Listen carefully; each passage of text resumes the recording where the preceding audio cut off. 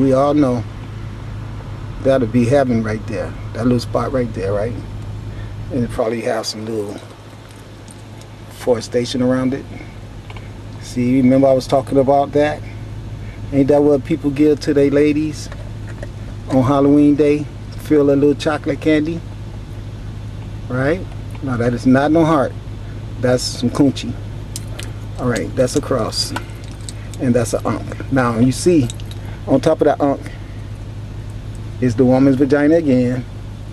East and west is the polarities of fertility, male, female, and under the bottom would be the male phallus. Here's the male phallus down here, ovaries and testicles, and the female vulva or yoni on the top.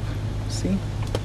And doesn't it look like a human being? Or like what you Europeans did is made your angel fabricated off of that ankh and painted them white and didn't tell nobody the real truth behind it. See, think about how they be hanging on your Christmas tree. And they never told you those angels used to be the ancient Kemetic ankh, which is a representation of life force continuation that we call the tree of life. And just so you guys could know, when I stopped at that last place to film the ankh, the sunlight was not on that car. The sunlight shot to that car when I pointed to the ankh. So that was just another shout out from my mother saying, good job, and I'm gonna give you everything that you need. And you keep preaching my preach, and don't you worry, I got your back. And you know the sunlight does follow me around. I swear those little rays of light just shine on my chest all the time. And if you see in one of my videos where I'm sitting in the car talking about the sun, you'll see the sunlight shining right into my chest. It does that so much. I love it. And one day when I was looking at the sun and worshiping it, you know what it did? It turned into this for me. It made a big old heart like that for me. It was so outstanding, so beautiful, I started crying. And then it shot a big signal of energy right into my solar plexus and knocked my ass on the ground. I just started laughing uncontrollably and crying at the same time. You know what I'm saying? It was so awesome. I know y'all getting jealous, but don't. Because if you listen and do what I tell you to, you'll have your own experience. And I don't mean tell you to, but encourage you to or instruct you to. You understand? Do you overstand? Okay, peace and blessings.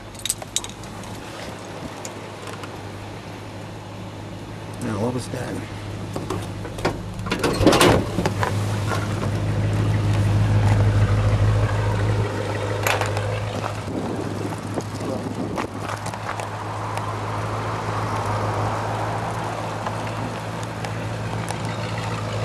Where did that lady come from? Did she come through the alley?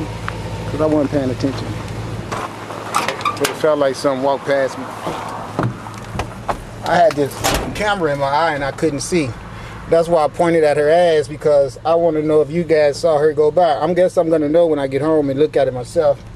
But I didn't see her. I saw the one on the bus stop when I came into the alley. Okay, peace and blessings. Peace out. And run games on us and open up our pocket and put money in the collection plate and go out and say, oh, what a fine summer. He ain't said nothing.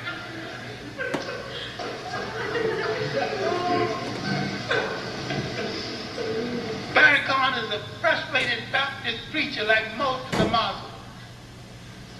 They angry with Christianity. Now, I challenge Farrakhan to march on the Arab embassies that has restarted the slave trade in Africa, in the Sudan, and in Mauritania.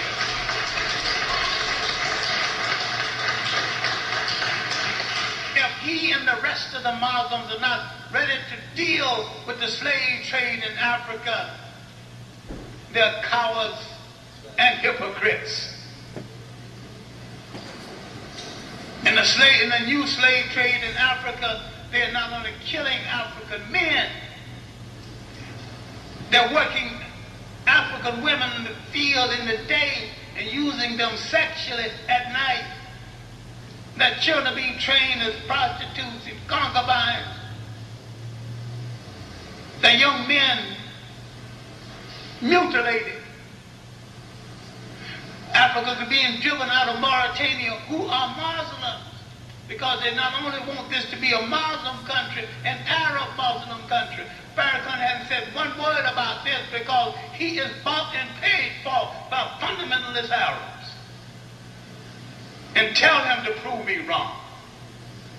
Tell anybody to prove me wrong. Why if he had nothing to say about that? And you following him like a fool to Washington. Go to Washington if you want to go to Washington. But don't go around following a faker to Washington. It's an achievement, but an achievement for what? He hadn't accounted to you for the $5 million he got from Libya. Now, let us just, for instance, 1 million men, let's guide on 1 million, although we could have been more, and each one spent at least $100. Add $100 together 1 million times. Do you know we can buy supermarkets all over this country? We got nursing homes. Nobody have to come and run our communities. I'm not a capitalist. I've never owned a car. I made a halfway decent salary as a college professor and as a writer and lecturer. I never owned a car. I always had a fascination for shoes, so I got too many shoes.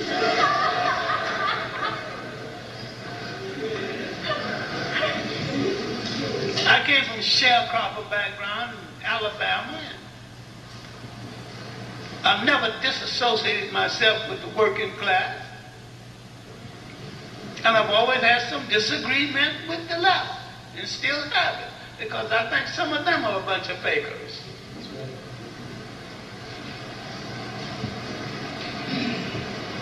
I believe in total African liberation. But the program of the white left is no different from the program of the white right, to control by any means necessary.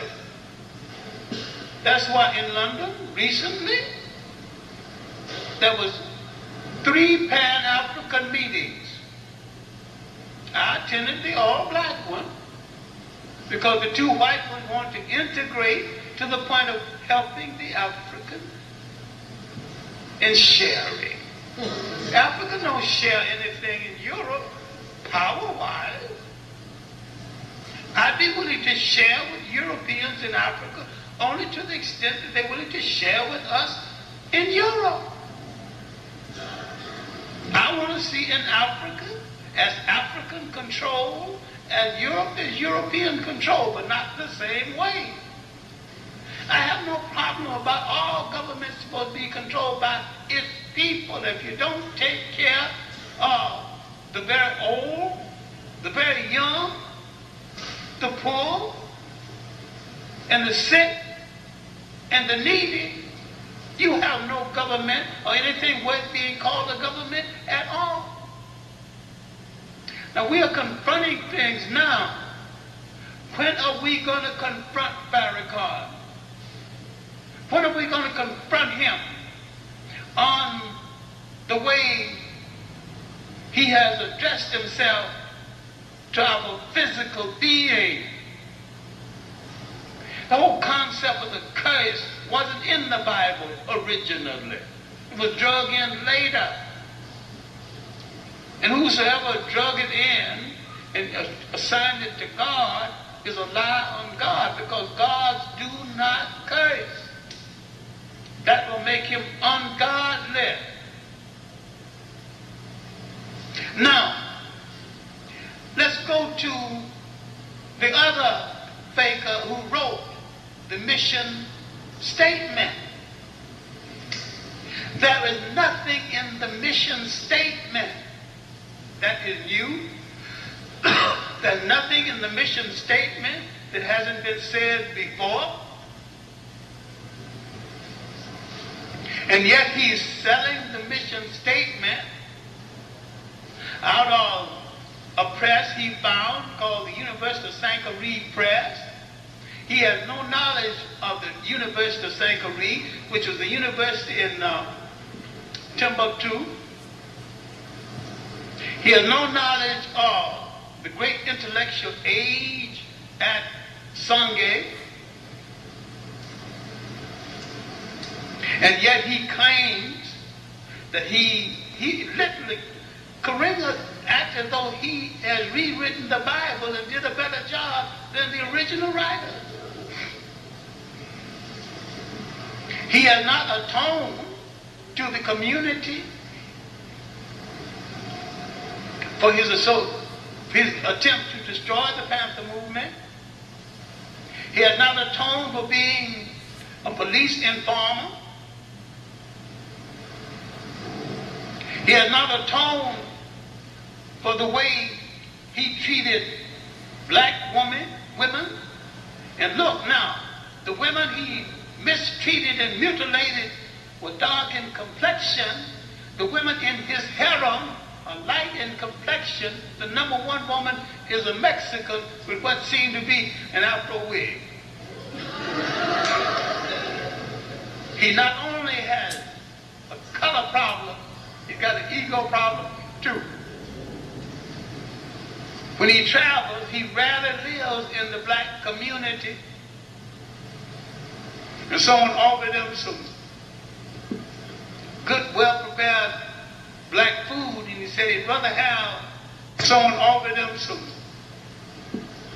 good, well-prepared black food, and he said he'd rather have a Big Mac with his little stuffy pig-like self.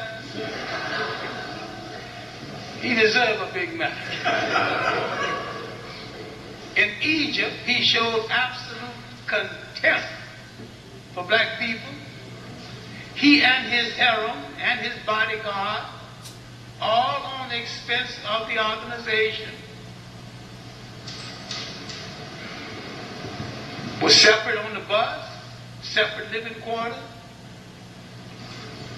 ate separate, didn't associate with the rest of us, got on the bus is going to a place called Memphis, and he asked the bus driver, why must we go to Memphis? What's there to be seen?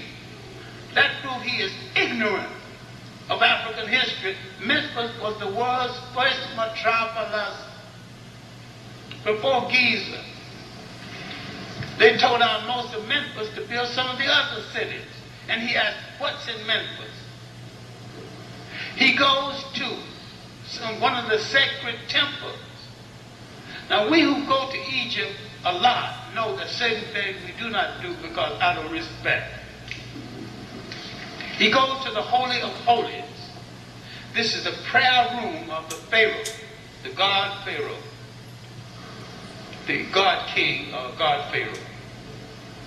This is the prayer room where the Pharaoh, dressed in special clothing, oils himself, even removes all of his pubic hairs so he can be totally sanitized, and sets in praise not only for himself, but praise for the nation. We make a special point of never going inside of these rooms out of respect for these ancient Africans who had great spirituality long before some foreigner faker and fool found something called religion. Karinga goes in there with his shoes on and with one of the women of his harem pose for a picture, to have his picture taken. Now you're going to follow this man who showed utter contempt for African people. Follow him where? In Senegal, he got a lot of dandruff because I was elected head of the American group. The Senegalese who know that I'm related to the Francophone community